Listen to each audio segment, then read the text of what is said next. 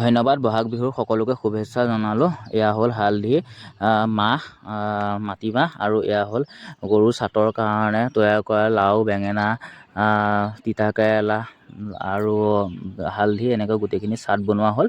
আৰু এয়া মই তেল, মাহ, হালধি এনেকৈ গৰুখিনিক মই ধুনীয়াকৈ সানি আছোঁ। যিহেতু আজি গৰু বিহু, গৰু বিহুৰ দিনাখন গৰু বিহু আমাৰ হিন্দু ধৰ্মৰ ভগৱান স্বৰূপ হিচাপে গৰুক পালন কৰা হয়। আজি গৰু পূজা, গৰু বিহু, সেইকাৰণে গৰুক এয়া ধুনীয়াকৈ নীতি নিয়মৰ মাজেৰে আমি কামবিলাক কৰি আগবাঢ়ি গৈ আছোঁ।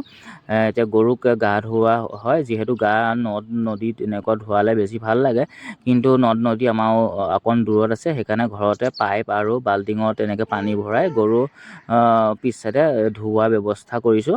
এনেকৈ গৰুখিনি ধুৱাইছোঁ, যিকেইটা গৰু আছে। যিহেতু আমাৰ হিন্দু ধৰ্মত গৰু পোহাটো ভাল, সেইকাৰণে আমি গৰু কম পৰিমাণে হ'লেও পুহিবলৈ লৈছোঁ।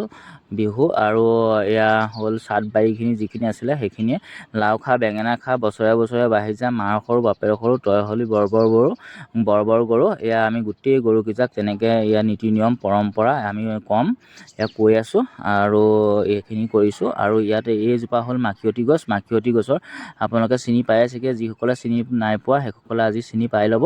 আৰু এয়া মহত্ব আছে, যিহেতু মহ মাখিৰ কাৰণে যেতিয়া গৰু ঘৰলৈ আহে, মহ মাখিৰ কাৰণে এনেকৈ মাৰি মাৰি পেলাই লৈ অহা যায়।